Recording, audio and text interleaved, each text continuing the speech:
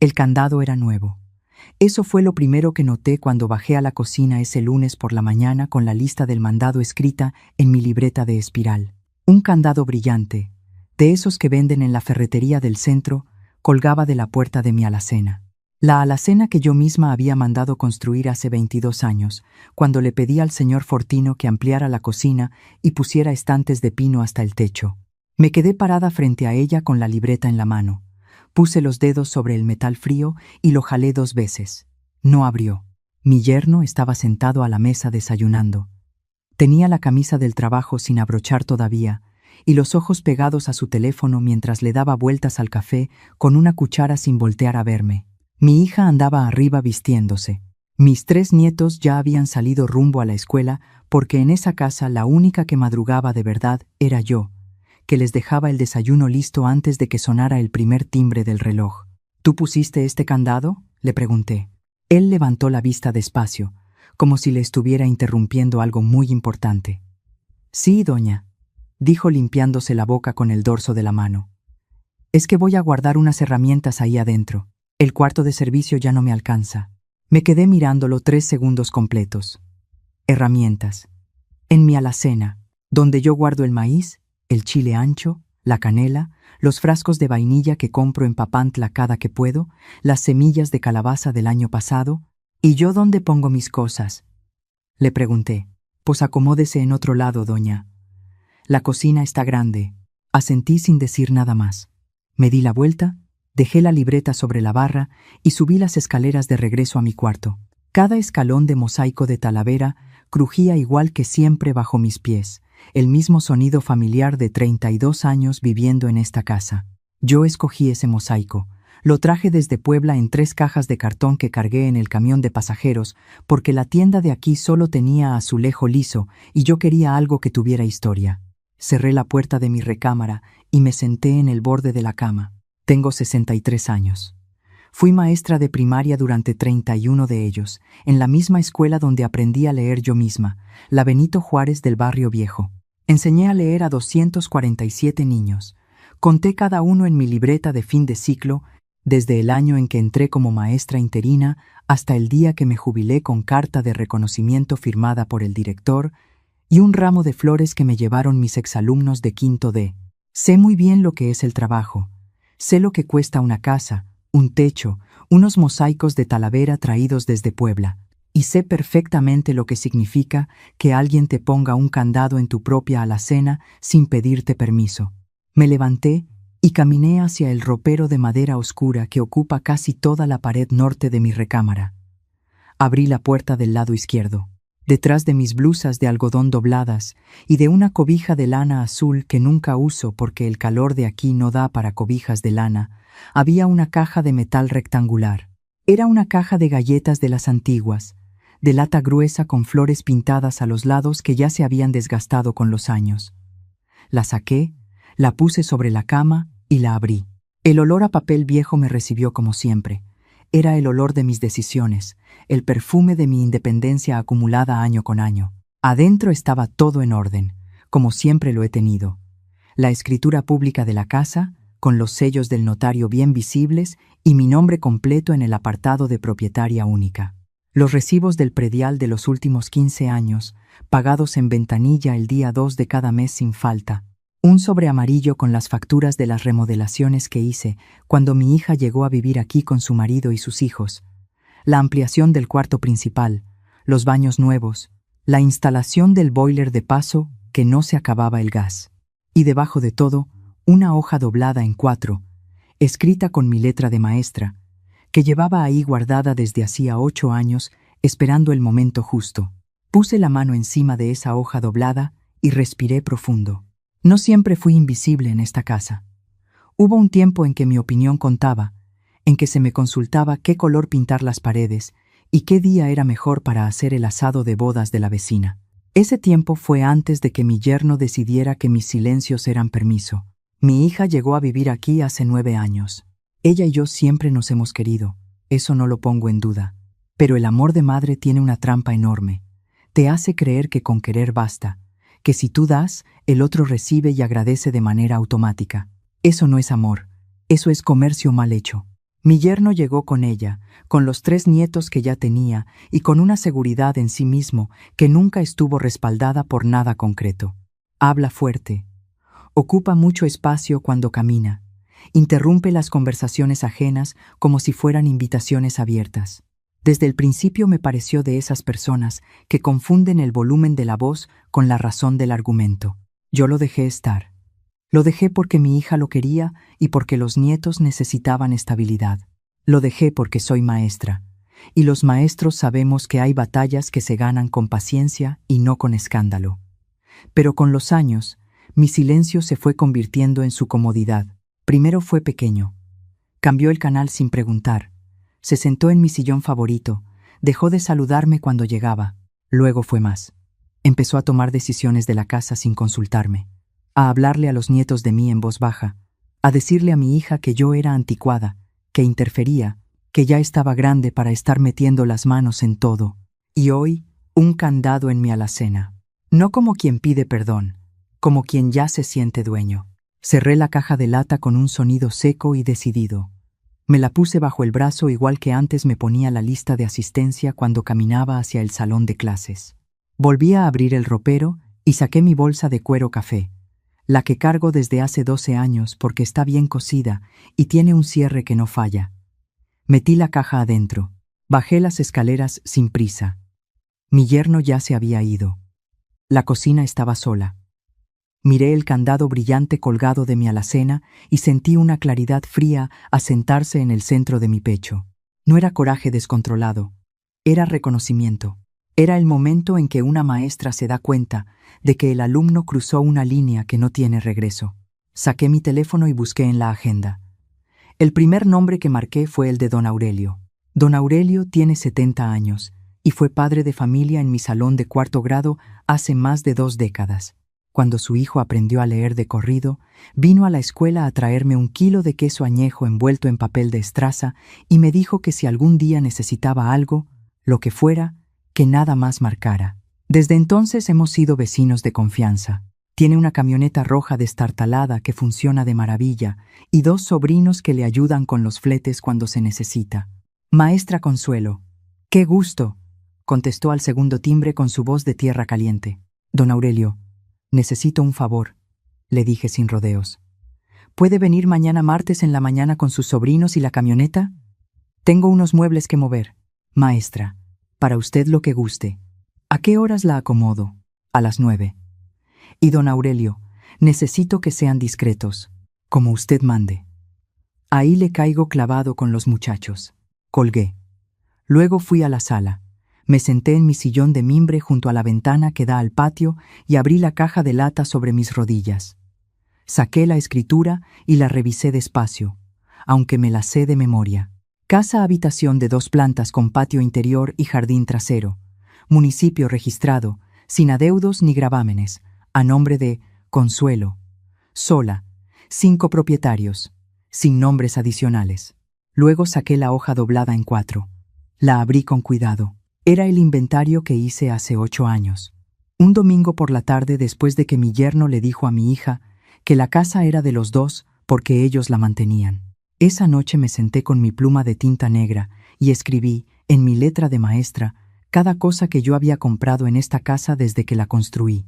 El tinaco, el calentador de paso, los mosaicos de Talavera, los muebles de la sala, los colchones de cada cuarto, la estufa de 6 hornillas, el refrigerador de 2 puertas, las camas individuales de los nietos, los escritorios donde hacían la tarea. Lo anoté todo con precio aproximado y año de compra. El total era una cifra que no necesito compartir. Basta decir que era suficiente para comprar otra casa en otro estado y sobrarme para vivir cómoda el resto de mis años. Doblé la hoja y la guardé de regreso. Lo que viene a continuación no lo hice con rabia. Lo hice con la misma frialdad con la que calificaba exámenes. Revisando cada punto, poniendo la nota que correspondía, sin favoritismos ni lástima. Esa misma tarde llamé a la empresa de gas y reporté un supuesto problema con la facturación. Pedí que suspendieran el suministro mientras se hacía la verificación. La señorita del teléfono me explicó que tardaría 48 horas. Perfectamente, le dije. Luego entré al cuarto de servicio. Mi yerno había empezado a acomodar herramientas en unas cajas de madera apiladas junto a la pared. Revisé sin tocar nada. Al fondo, entre las cajas, estaba el talachero que él usaba para los carros. Sobre una repisa estaba el taladro que yo compré hace 6 años para clavar los cuadros de la sala. Tomé el taladro. Era mío. Me lo llevé a mi recámara. Al día siguiente, a las 9 de la mañana, la camioneta roja de don Aurelio se estacionó frente a la casa. Mis nietos ya habían salido a la escuela. Mi hija andaba en el mercado. Mi yerno tenía turno hasta las 12. Don Aurelio se bajó con su gorra de béisbol y sus 2 sobrinos, unos muchachos fornidos con camisetas de equipos de fútbol y fajas de carga en la cintura. «Maestra, a sus órdenes», dijo quitándose la gorra. «Pasen». Primero el comedor, les indiqué señalando la mesa rectangular de madera de mezquite que yo compré en una carpintería de San Miguel cuando todavía no estaba de moda el mezquite. 8 sillas, les expliqué. La mesa y 4 sillas se van a la bodega del señor Aurelio. Las otras 4 sillas van al cuarto de herramientas del patio. Don Aurelio asintió sin preguntar. Eso es lo bueno de la gente de trabajo. Entiende que el patrón tiene sus razones. Sus sobrinos levantaron la mesa con cuidado, protegiéndola con cobijas viejas que don Aurelio había traído en la caja de la camioneta. La sacaron por la puerta principal, la acomodaron en la camioneta y regresaron por las sillas. Luego subimos al segundo piso.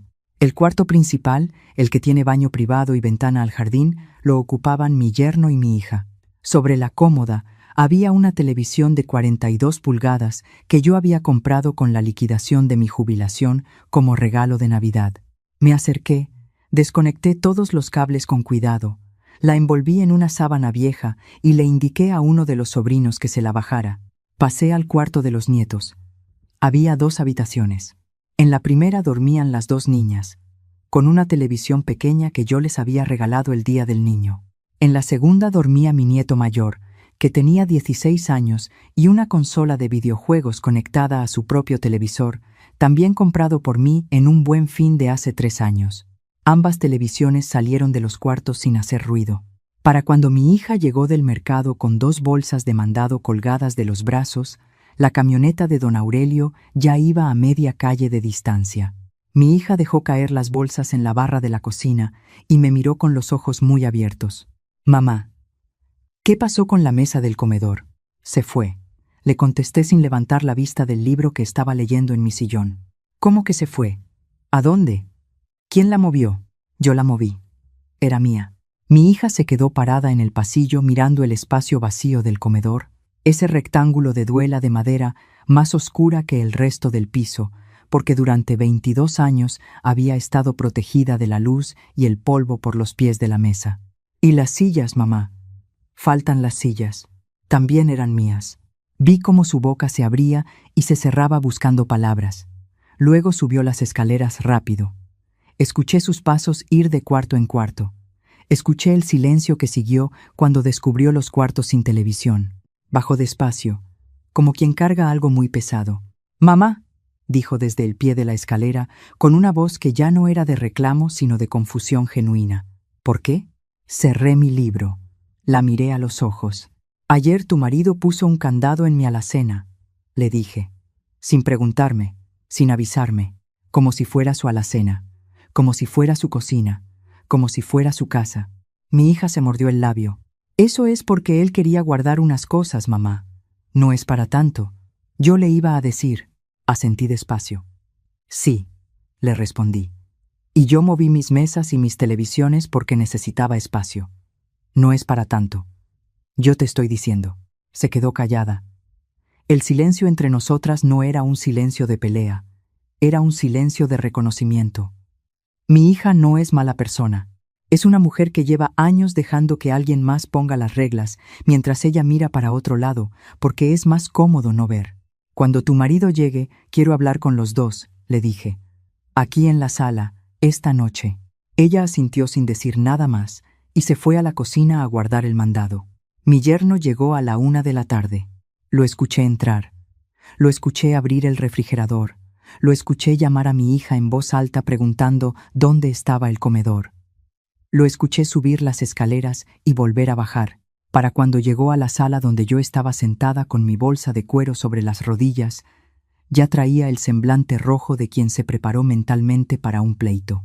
«Doña, ¿qué hizo con los muebles?», preguntó plantándose frente a mí con los brazos cruzados. «Los moví», le contesté con calma. «Siéntese, por favor. No me voy a sentar.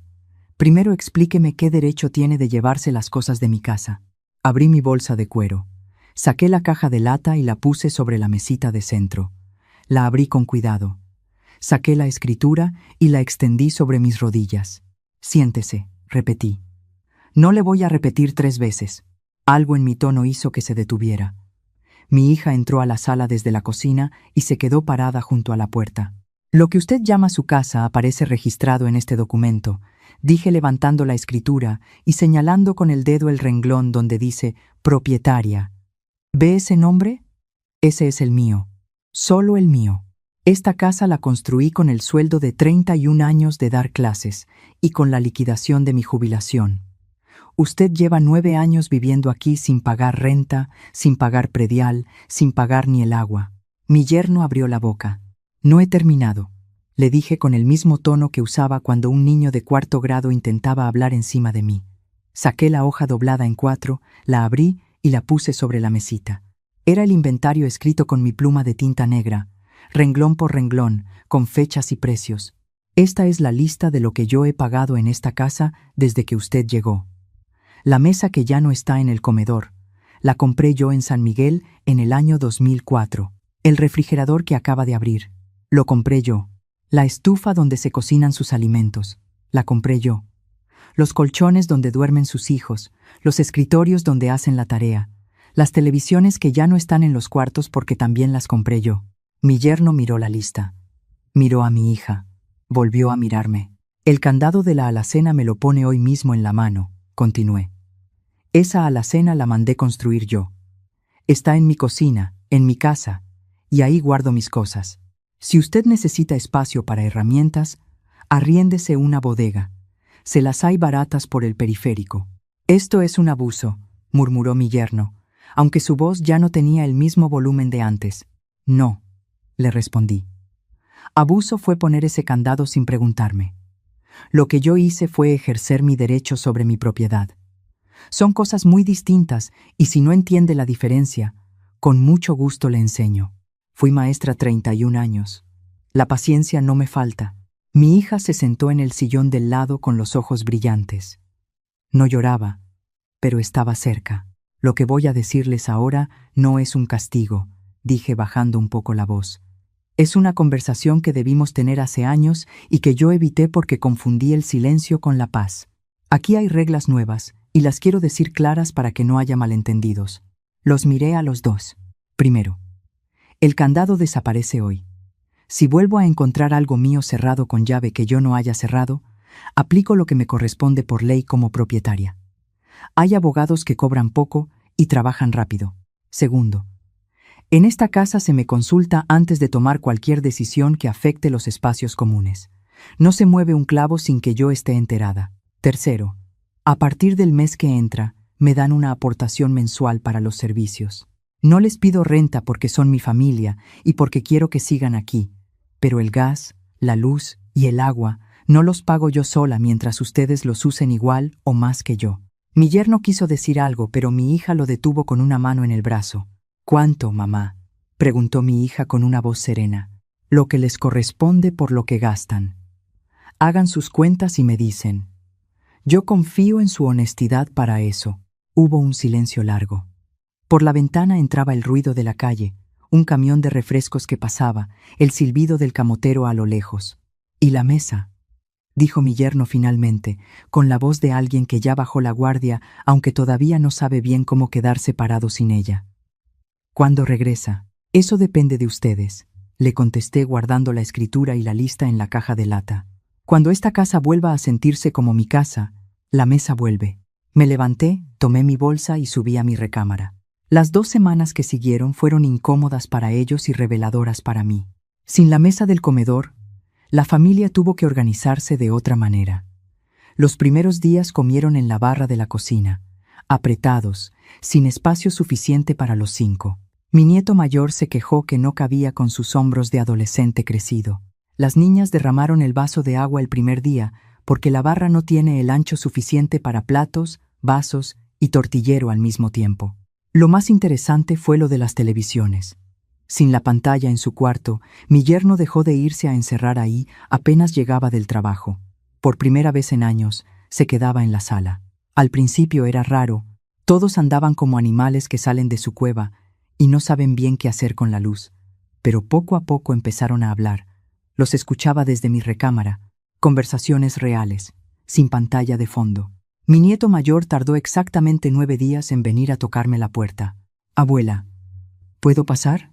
«Pasa». Entró y se quedó de pie junto a la puerta como hacen los jóvenes cuando no saben bien si están en territorio amigo. Traía los brazos cruzados, pero la mirada no era de reclamo. Era de alguien que está midiendo las palabras antes de soltarlas. «¿Cuándo regresa el internet?», preguntó. Lo miré. «¿Qué internet?», le contesté. «El de la casa». Desde que cortaron el gas también el router se desconectó o algo. Sonreí para adentro. El router en realidad estaba funcionando perfectamente. Solo había cambiado la contraseña. «El internet de la casa lo pago yo», le dije. «Cuando quieras saber la contraseña nueva, me cuentas qué estás haciendo tú para aportar algo aquí». Mi nieto me miró como si le hubiera dicho algo en un idioma extranjero. «Tengo 16 años, abuela». A los 16 años, yo ya le ayudaba a mi mamá a planchar ropa ajena los fines de semana para pagar mi uniforme. Le respondí sin subirle el tono. «No te pido que trabajes. Te pido que pienses qué puedes hacer tú aquí adentro que antes hacía alguien más». Se fue sin contestar.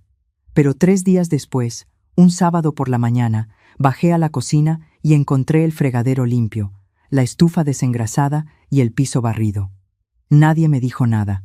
Solo había una nota en la barra, escrita con la letra grande y apretada de los jóvenes que aprendieron a escribir en pantalla. «La contraseña, por favor». Le escribí la contraseña nueva en un papel y se la deslicé por debajo de la puerta. Con mi yerno fue diferente. No hubo conversación directa durante la primera semana. Él es de los que se hacen los ofendidos antes de reconocer que se equivocaron. Pero el miércoles de la segunda semana, cuando llegué al patio a regar mis matas de epazote, lo encontré agachado frente a la llave del jardín, apretando una tuerca que llevaba meses floja. Tenía las manos sucias de grasa y no levantó la vista cuando llegué.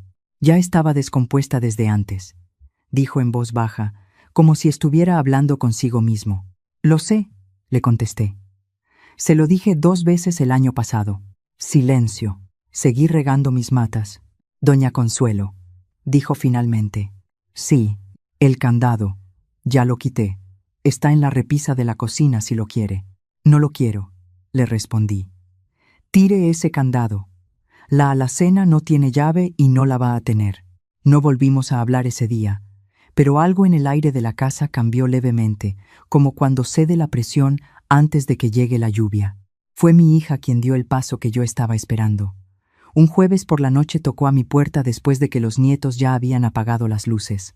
Entró con 2 tazas de café de olla, me puso una en la mesita de noche y se sentó en el sillón junto a la ventana con la suya entre las manos.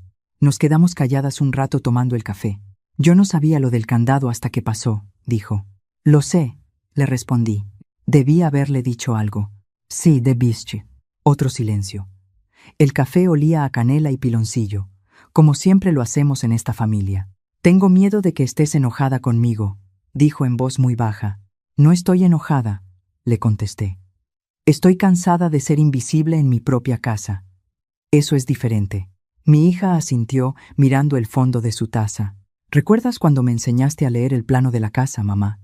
Tenía como 12 años y tú me explicabas para qué servía cada símbolo». Me acordé.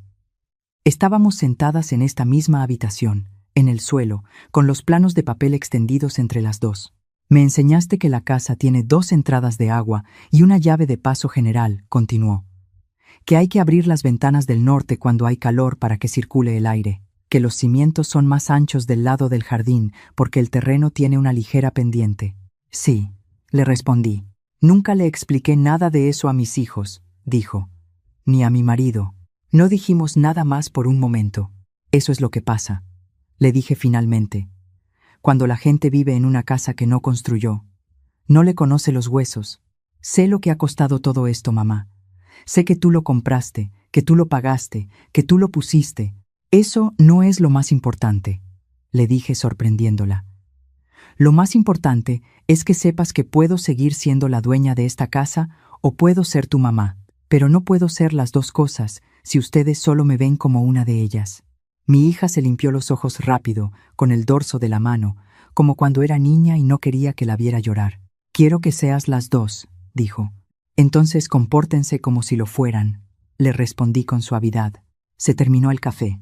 Me dio un abrazo antes de salirse.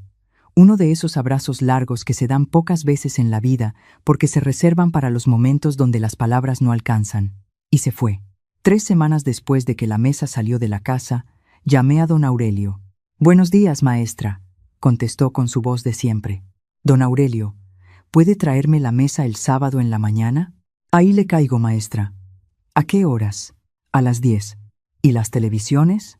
«Esas de momento se quedan en su bodega. Como usted guste».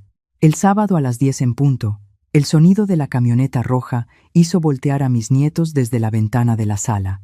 Don Aurelio llegó con sus sobrinos y la mesa de mezquite bien acomodada en la caja con las cobijas de siempre. La metieron por la puerta principal con el cuidado de quien regresa algo prestado en buen estado. Las 8 sillas las recuperaron del cuarto de herramientas del patio y las colocaron en su lugar una por una. El sonido de la madera de mezquite asentándose sobre los mosaicos de Talavera fue exactamente igual al que recordaba desde hace 22 años. Le pagué a don Aurelio su trabajo y le agregué un extra que él intentó rechazar y yo insistí en que aceptara. Se fue quitándose la gorra como siempre. Cuando me di la vuelta, mi familia estaba en el pasillo mirando la mesa como si no supieran si acercarse. Las niñas se habían agarrado de la mano. Mi nieto mayor tenía las manos en los bolsillos. Mi yerno estaba un paso atrás de todos, con la cabeza ligeramente agachada. Solo mi hija me miró directamente a los ojos. Caminé hacia la mesa.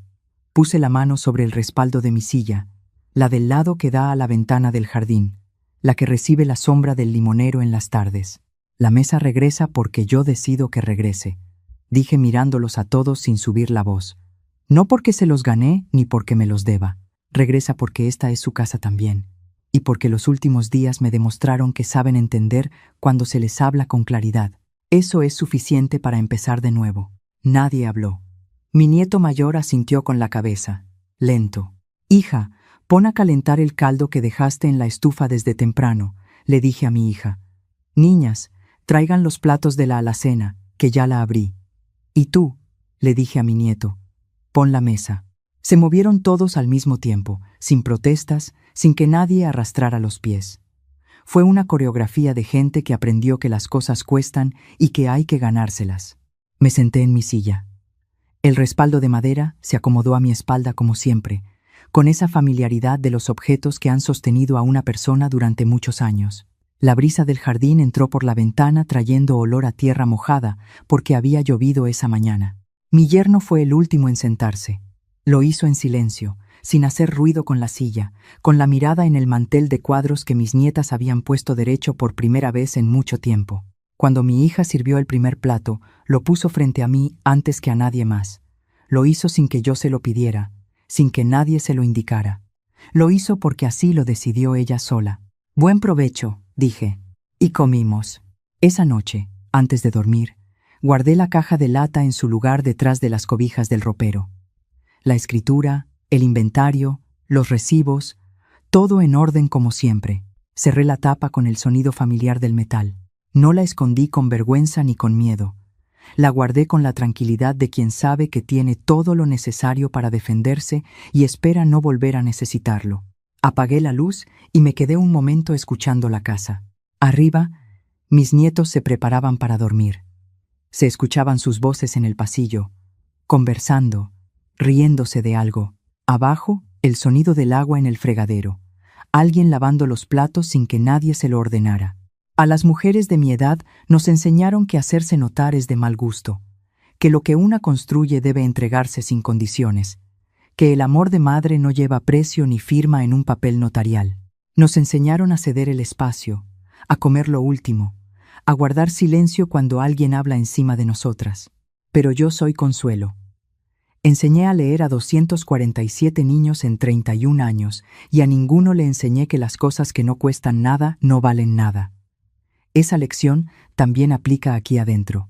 Mis arrugas son el mapa de todo lo que construí. Mi voz cansada al final del día es el sonido de una mujer que no paró hasta que no tuvo que parar. Y estas llaves que cargo en la bolsa, las de la puerta principal, las de la alacena, las de la caja de lata donde guardo mis documentos, no son las llaves de una vieja aferrada a lo suyo, son las llaves de alguien que sabe exactamente qué tiene, qué vale, y para quién abre la puerta cuando merece que se le abra.